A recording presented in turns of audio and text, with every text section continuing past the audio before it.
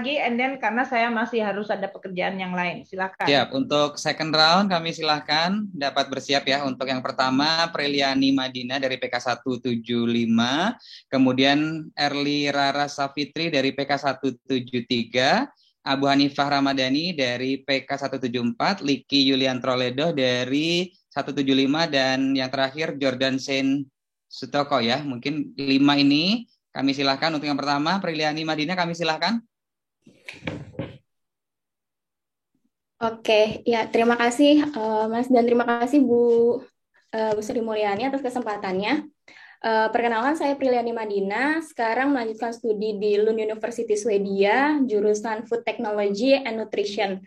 Jadi begini Bu, tadi kan sudah disampaikan juga kalau misalnya memang orang Indonesia itu sudah pasti pintar-pintar dan juga banyak yang berprestasi.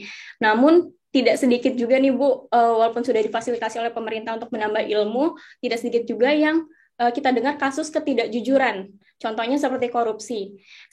Ibu sebagai tokoh yang sudah punya jam terbang banyak dan punya helikopter view di pemerintahan, sebenarnya bagaimana sih Bu cara menumbuhkan kejujuran pada tokoh kepada masyarakat Indonesia itu sendiri agar integritas untuk membangun Indonesia itu bisa terbentuk? Terima kasih Bu. Baik, terima kasih Preliani Madina. Selanjutnya Erli Rara Safitri kami silakan. Ya, selamat sore Bu Menteri. Saya dengan Erli, perkenalkan saya adalah student S3 di University of Bristol dengan jurusan Cellular and Molecular Medicine. Terutama saya nanti akan fokus untuk COVID-19 pada wanita hamil, Bu.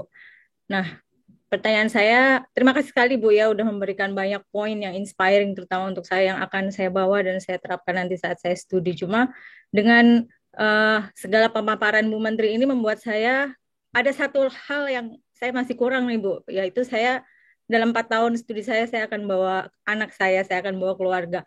Ada nggak tips untuk bagaimana saya tetap harus solid sebagai seorang individu dan sebagai ibu untuk menjalani 4 tahun studi saya dengan membanggakan Indonesia, menyelesaikan studi dengan sangat baik dan memberikan kontribusi yang nyata untuk Indonesia, terutama di bidang COVID dan wanita hamil. Terima kasih, Bu.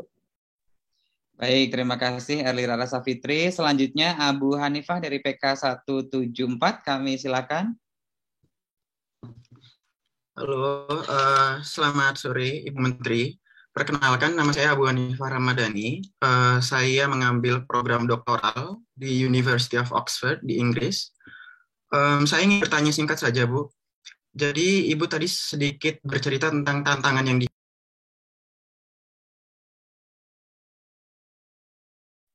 Baik, Mas Abu Hanifah, sepertinya terputus Ibu. Kita lanjut ke penanya selanjutnya terlebih dahulu ya. Ya, Liki, kami silakan Liki Julian Droledo. Sembari nanti menunggu Abu Hanifah kembali tersambung. Ya, silakan Mas.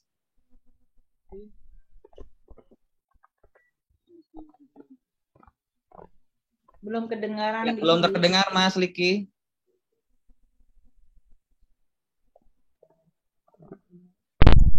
Dengar? Ya. Ya. Terima kasih Bu. Nama saya Liki Ledo, Julian Roledo. Saya mengambil doktor di perencanaan wilayah dan kota di Institut Teknologi Bandung. Kebetulan saya juga PNS daerah di Pemda di Kota Kupang. Sebelumnya saya terima kasih Bu untuk semua pencerahan yang disampaikan. Saya ingin bertanya beberapa hal. Pertama berkaitan dengan wilayah Indonesia Timur, termasuk wilayah perbatasan yang tentu saja kita tahu pertumbuhan ekonominya termasuk rendah. Nah, salah satu yang saya lihat dari pemaparan Ibu, salah satunya berkaitan dengan institusi atau birokrasi di daerah ya. Nah, tentu bila kita bicara dengan birokrasi yang baik, tentu kita melihat bagaimana apa yang sudah dilakukan Ibu Sri di Kementerian Keuangan melakukan reformasi birokrasi yang tentu saja berjalan dengan sangat baik. Tapi bagaimana Bu di daerah dengan PAD yang rendah, dengan produktivitas rendah, tentu saja ini membutuhkan dukungan dari pemerintah pusat. Dan di dalam hal itu pun kami dari Pemda juga tentu ingin terus memiliki daya saing, punya inovasi. Dan saya juga lihat bahwa itu salah satu yang penting untuk mencapai itu adalah bagaimana kemandirian riset. Terus bukan hanya di daerah kami, tapi juga di Indonesia secara keseluruhan. Memang kita sudah punya BRIN yang sudah berkonsolidasi, mengintegrasikan semua lembaga riset, menghemat banyak sekali anggaran, tetapi kita tahu bahwa anggaran riset kita di Indonesia ini termasuk rendah ya, riset terhadap APBN ya. Jadi mungkin dari Ibu sendiri bagaimana fokus meningkatkan anggaran riset khususnya di Indonesia. Mungkin saya terima kasih Bu. Baik, terima kasih Mas Liki. Selanjutnya Jordan Shane Sutoko dari PK174. Silakan Mas. Kalau bisa segera saja, saya Ya. ada beberapa hal yang harus segera saya kerjakan. Kalau Baik, bisa. terakhir mungkin Mas Jordan silakan. Ya, terima kasih. Selamat sore Bu. Perkenalkan nama saya Jordan. Sore, Saya melanjutkan Jordan. studi di MBA University of Oxford.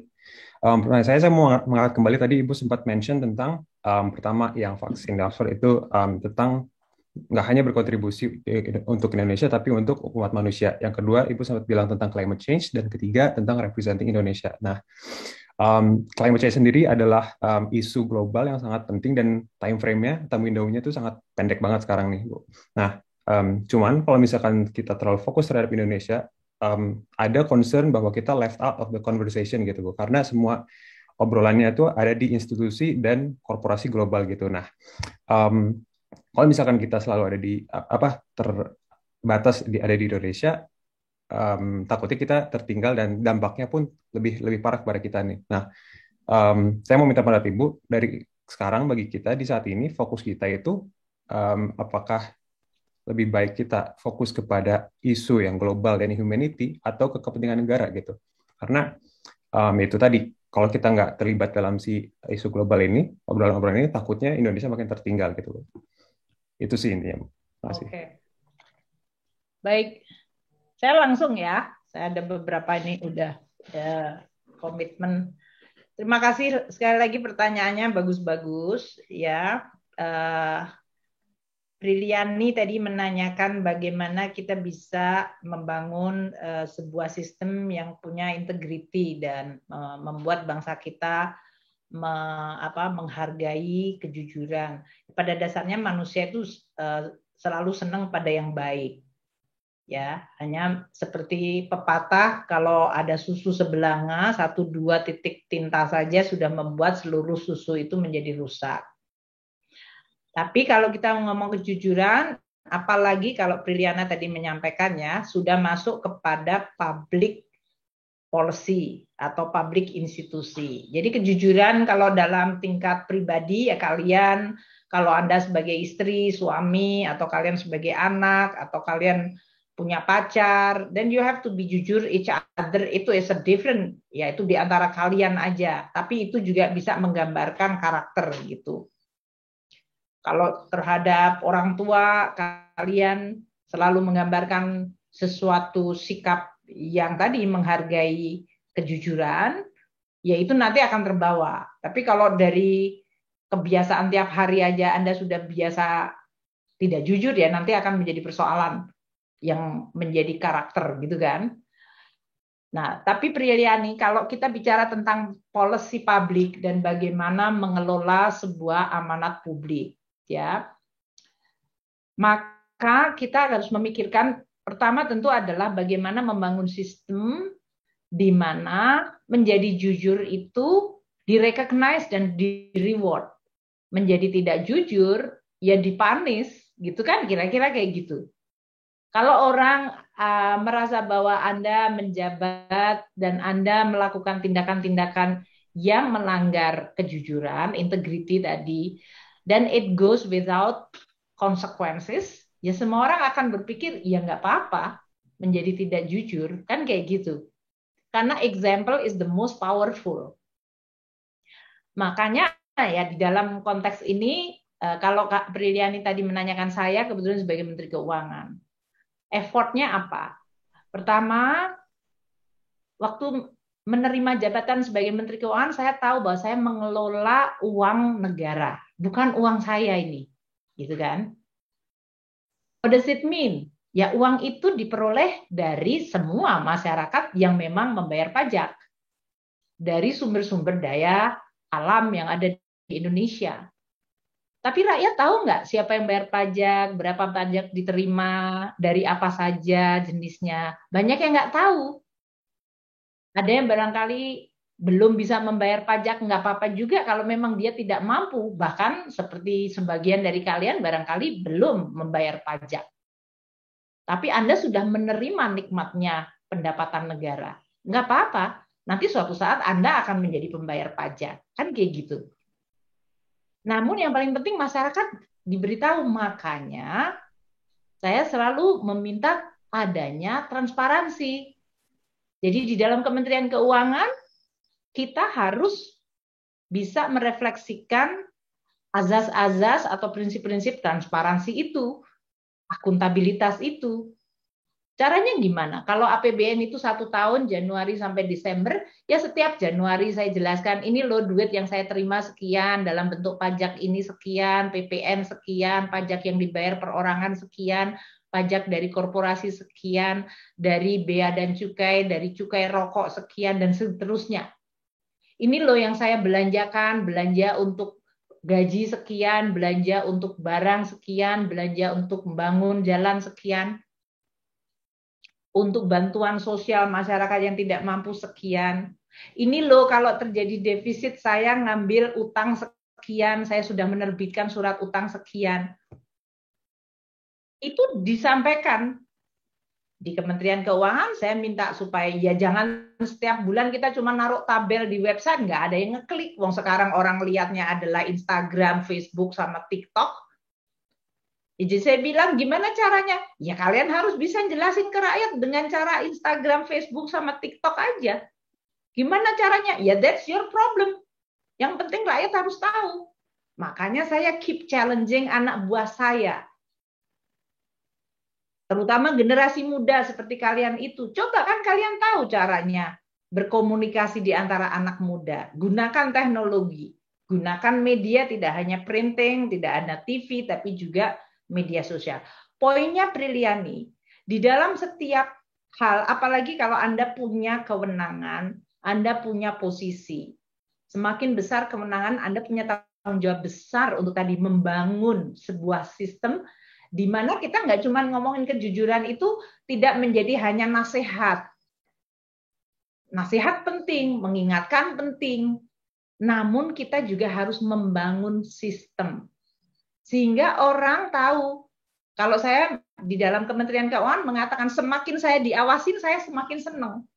Makanya saya transparan, supaya orang ngawasin aja. Nggak apa-apa kita dia komentarin, Bu kenapa saya harus bayar pajak, Bu ini susah nih Bu, saya belum terima gaji. Kemarin tenaga kesehatan, Bu saya belum terima honornya, padahal katanya Ibu sudah ngeluarin anggaran. It's okay, karena itu bagus sebagai feedback.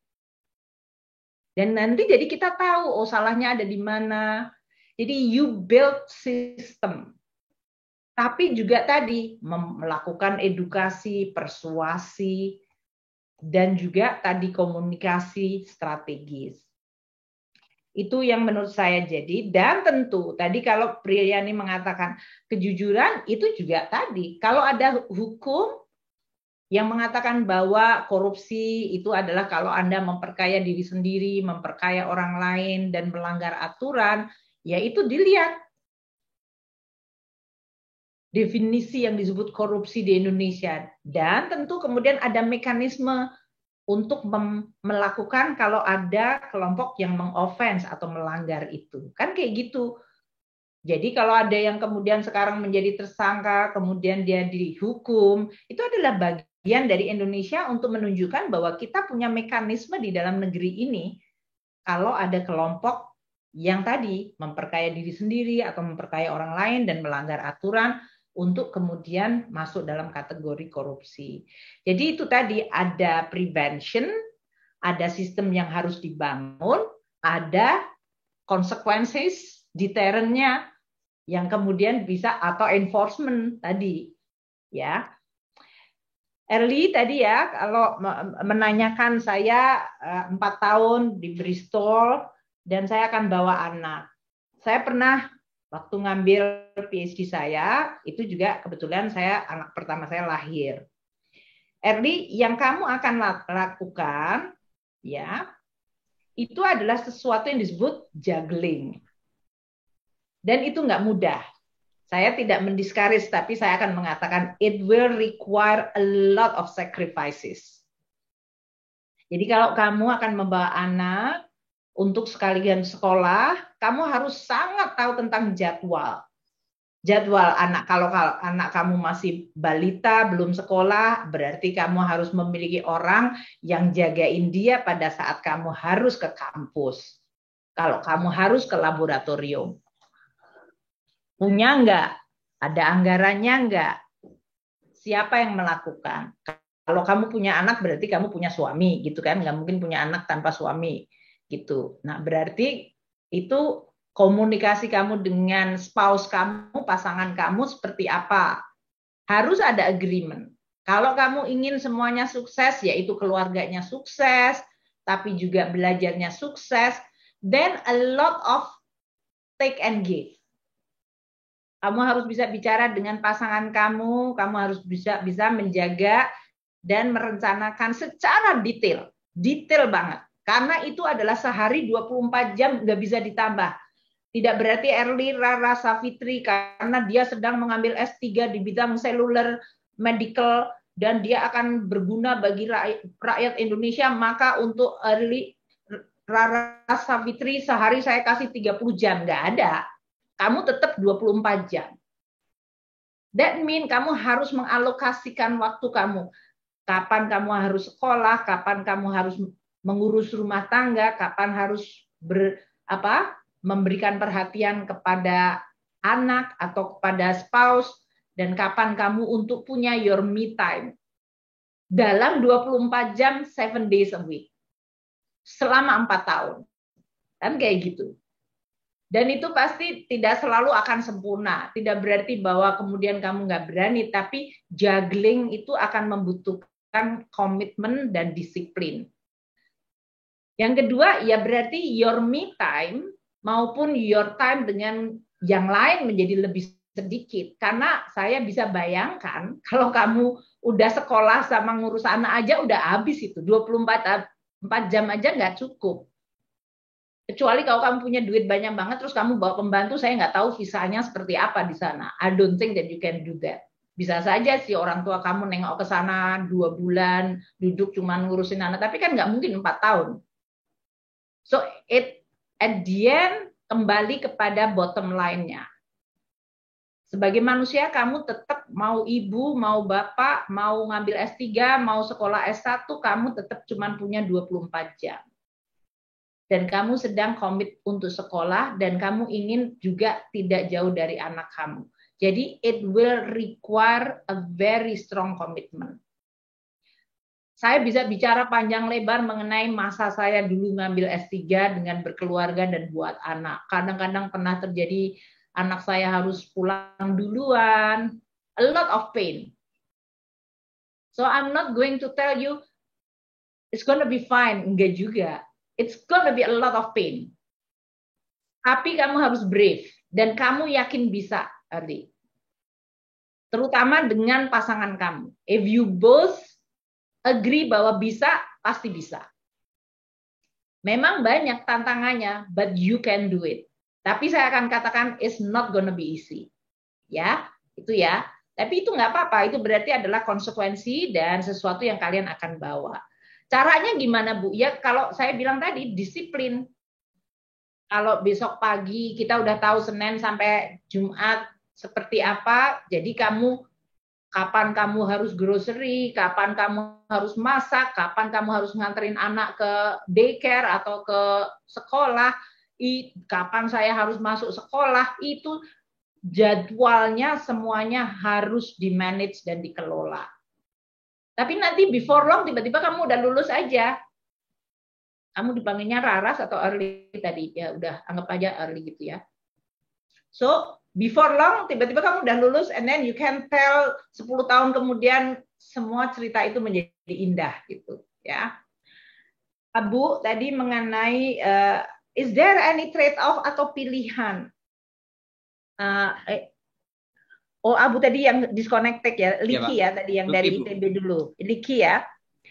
Tadi mengenai dari Kupang dan sekarang kamu sekolah di ITB, tapi gimana dalam situasi di mana pemerintahan daerah APBD-nya terbatas. Reform birokrasi tetap bisa dilakukan. Dulu saya waktu jadi Menteri Keuangan pertama kali tahun 2005, orang juga akan mengatakan kenapa kok birokrat itu performance-nya jelek banget dan waktu itu juga bribery itu common. Ya karena gajinya nggak cukup. Loh gimana kalau dinaikin gaji? Kita nggak punya anggaran. Nggak juga sih ternyata waktu saya jadi Menteri Keuangan diatur-atur anggarannya bisa tuh dinaikin. Jadi sometimes kita itu sudah give up sebelum kita lihat. Waktu saya bicara tentang reform di Kementerian Keuangan, saya waktu itu masih relatif muda waktu jadi Menteri Keuangan. And then I talk to all eselon 1 saya dan mereka mengatakan, waduh Bu, ini masalahnya struktural, ini masalahnya fundamental, masalahnya kompleks, ini masalahnya semuanya bertali temali. Jadi kita nggak tahu kapan mulainya gitu. Nah, dalam situasi seperti itu, coba dipetakan masalahnya dan mulai ditata. That takes a lot of yang tadi saya sebutkan, kerjasama dan leadership. Manajemen penting banget. Jadi kalian ya, yang sekarang ini banyak belajar, mungkin berpikir, oh saya pengen belajar substansinya A, B, C, tadi adalah masalah lingkungan, ada food science, Anda mau bicara tentang climate change, Anda mau bicara tentang trade, Anda mau bicara tentang finance. Anda selama belajar mengenai substansi, Anda juga belajar untuk berorganisasi. Organisasi itu doesn't mean bahwa kamu join organisasi, mengorganize hidup Anda. Karena kalau Anda biasa mengorganize, Anda nanti bisa mengorganize di dalam bekerja. Kalau kalian berantakan, pikirannya berantakan, ngomongnya berantakan, kerjanya berantakan, ya walaupun kalian jenius, most likely ya nggak akan. Orang susah aja kerja sama kalian gitu. So try to train yourself. Tadi, memang kelihatannya agak susah, tapi menurut saya kalian kan savvy semuanya. Kalian tuh pinter-pinter, lebih. Jadi apakah pakai aplikasi, jam sekian makan, jam sekian tidur, jam sekian belajar, jam sekian telepon ibunya. Jangan lupa gitu ya, telepon orang tua, say hi kepada orang tua kalian. Supaya kalian juga senang dan orang tua kalian tetap mendoakan kalian. Jadi, I think you really have to do reform sebetulnya di birokrasi juga sama, Liki. Tadi sama, kalau kalian pikir waktu itu is kompleks, saya juga mulainya dari seperti itu. Coba kita tata, omongin semua masalah deh. Semuanya boleh ngomong masalah. Jadi masalahnya diomongin beberapa hari gitu. Oke, kalau sesudah semuanya keluar, masalahnya kita kelompokkan menjadi grup-grup. Ini masalah gaji, ini masalah itu. Terus kemudian dipilah-pilah. Masalah gaji penyebabnya apa? Masalah kinerja kenapa ini nggak bisa muncul? Kenapa masalah struktur organisasinya apa yang salah? Masalah SDM-nya seperti apa? Nah, Liki, kalau kamu tanya untuk mereform, memang top manajemennya harus involve, Liki. Kalau umpamanya saya dulu jadi menteri cuman bilang, pokoknya harus reform ya, gue nggak mau tahu, pokoknya selesai. Ya nggak jalan. Jadi gimana? Aku ikut nongkrong, Liki. Jadi tiap bulan, tiap minggu, saya duduk, nggak ada, Bu, dulu Menteri Keuangan nggak pernah ngomongin organisasi. Ya itu Menteri Keuangan yang lain, pokoknya saya mau reform ya, saya mau lihat organisasi itu artinya apa? Struktur, jumlah orang, kewenangan. Bu, Ibu kan Menteri Keuangan ngurusin uang negara aja, ini urusan sekjen biasanya. Enggak juga. You have to sit down. Masalah tadi performance, lah Ibu tuh nggak usah ngomongin performance kita lah, Ibu ngomongin aja APBN itu seperti apa. Ya enggak juga. So if top management yang nggak ikut duduk, reform yang jalannya ya timi-timi gitu. Kalau kalian duduk, ya dia tahu oh bahwa you really mean it gitu. Maka kemudian jalan perubahan itu. Karena kalau ada masalah jadi langsung bisa diselesaikan karena top pimpinannya ada di situ. Kan kayak gitu ya. Jadi komitmen tadi, Liki, kalau nanti kamu balik, ya kamu bicara sama Bapak Bupatinya atau Wali Kotanya, persuade dia untuk bisa memberikan perhatian. Sehingga tadi reform bisa dijalankan. Dan jangan give up gara-gara, oh Bu, PAD-nya kecil, nggak bisa. Wah, dulu juga APBN kita kecil banget. Rasanya nggak mungkin kita reform. Once you give up, ya akan give up secara repeatedly.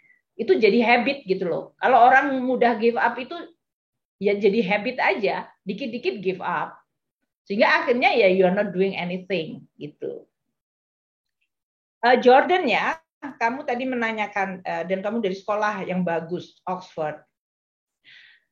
Saya itu termasuk orang yang nggak percaya bahwa if you are involved and engaged dengan global atau humanity issue globally, it will sacrifice our own domestic issue. Enggak juga, Jordan. Karena tadi, pimpinan atau pendiri negara kita itu nggak pernah mengatakan tujuan Indonesia itu separate dari tujuan dunia. Enggak juga. Karena kita tuh warga dunia. So kalau kita ngomongin tadi climate change is a global issue, Bu. Itu diomongin di institusi-institusi global. So why can't we discuss it? Does it mean bahwa kalau saya ikut ngomongin di forum United Nations, WHO, World Bank, IMF, atau UNFCCC, does it mean bahwa kemudian kita tidak ngomongin masalah ini? Saya ngomongin masalah, malah justru saya nyeritain masalah Indonesia ke dunia supaya dunia ikut nyelesain masalah saya. That is, jadi kita ngomong climate change tadi, Jordan. Kita ngomong, oh Indonesia sumber climate change CO2-nya berasal dari apa? Hutan, energi. Saya itu paling sering sebagai Menteri Keuangan bilang, energi, oke, saya punya coal. Masa saya nggak boleh ngambil coal saya pakai? Nanti saya nggak punya pendapatan negara, pajak nggak ada, rakyat saya ngamuk, nggak ada climate change. Yang ada sekarang social riot. Jadi saya bilang sama dunia, so what should I do? I want to use my coal, tetapi Anda menginginkan saya menurunkan CO2 saya. What should I do? Are you going to compensate me not using my coal? Kan kayak gitu. Malah Anda menjelaskan masalahnya supaya mereka ikut mikirin masalah kita dong. Not to mention kalau kita mengatakan, loh coal itu banyak perusahaannya adalah perusahaan-perusahaan multinasional. It's actually coming from your country. Kalau saya bilang no more coal, selesai kontraknya saya putus, ya saya langsung dibawa ke court, saya kalah. Kalau saya kalah, saya bayar lebih banyak lagi, bokeklah saya. Kan saya kayak gitu. So Jordan, the way you are dealing with your own country problem in the global stage, itu tidak trade-off. Dan kita bahkan senang aja, if you can solve Indonesian problem, you know what? You can solve all other country problem. So this is not my country problem. This is global problem. You are all guys telling me to do X, Y, Z. Now I'm going to tell you, solve me this problem. If you can solve it, then we can solve all the rest of the world. That is what saya mengatakan. Jadi Jordan, jangan pernah membuat semacam trade-off. Global itu nanti juga ada politiknya, pasti. Ada interest group, pasti itu. Kan sama juga politik di mana-mana juga sama seperti itu. Tapi selama kamu, apalagi sedang belajar di Oxford, belajar mengenai prinsip-prinsip public policy yang baik. Dan jangan hanya belajar teorinya. Belajar caranya how to deal with the political economy. Itu tadi, kalau di level pribadi, kamu bagaimana bisa convince your boss, yang teman, gitu. Di level global, bagaimana kamu bisa mendapatkan advantage untuk kepentingan Indonesia di level global. Kadang-kadang teman-teman atau orang Indonesia mikir kalau kita di global itu berarti kita kemudian menjadi globalis, kita tidak lagi menjadi pro-Indonesia. Enggak juga. Banyak perjuangan Indonesia untuk merdeka sebagian juga karena melalui diplomasi global. Iya kan?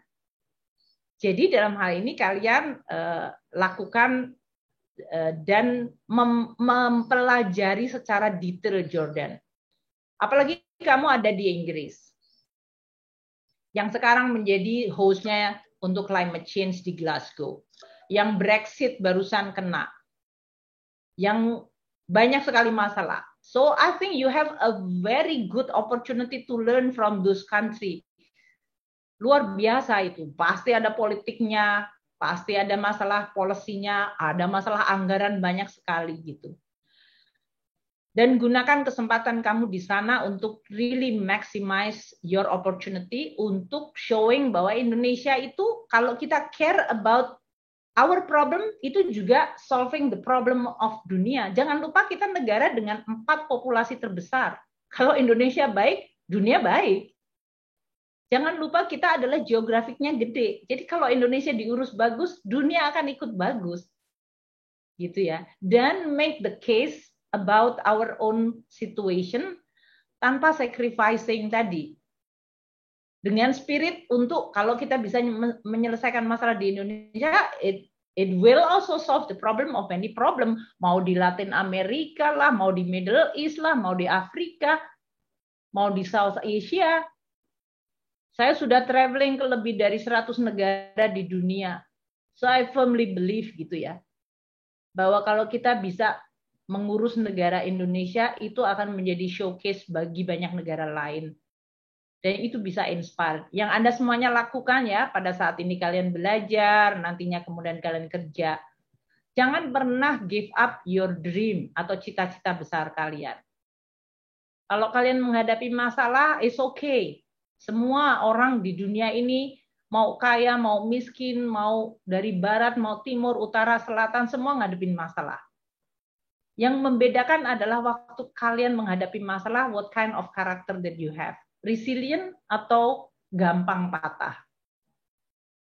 Kalian tetap pursuing dengan berbagai macam ikhtiar. Dan yang paling penting itu tadi, selalu menjaga cita-cita itu diperjuangkan di dalam konteks yang terus berbeda-beda. Tapi sebetulnya substansinya sama. Dan saya selalu akan mengatakan ya, berdasarkan pengalaman saya bekerja di berbagai tempat dengan berbagai bangsa. Orang yang punya integritas pasti direspek. Orang yang kompeten pasti direly. Jadi, orang yang punya profesionalisme pasti juga akan dihormati. Jadi, jadilah orang di mana saja, mau di Indonesia, mau di negara lain, mau kerja di swasta, di pemerintah, jadilah manusia tadi yang punya kompetensi, punya integritas, dan profesional. Professional means that you provide the best technical skill yang kalian miliki dan put it di dalam masalah untuk bisa menyelesaikannya. Apapun yang kalian pelajari. Your technical skill masukkan di dalam persoalan itu dan provide a solution. Apapun yang kalian hadapi atau ilmu yang kalian pelajari. Mungkin demikian yang saya bisa berikan. Sekali lagi selamat belajar kepada Anda semuanya. 563. Saya yakin kalian semuanya adalah tadi anak-anak muda yang punya semangat yang luar biasa. Saya bangga pada kalian semuanya dan jangan kecewakan kebanggaan kita dan kebanggaan Indonesia terhadap kalian. Saya titipkan Indonesia kepada kalian semuanya. Jaga Indonesia, jaga diri kalian, jaga keluarga kalian.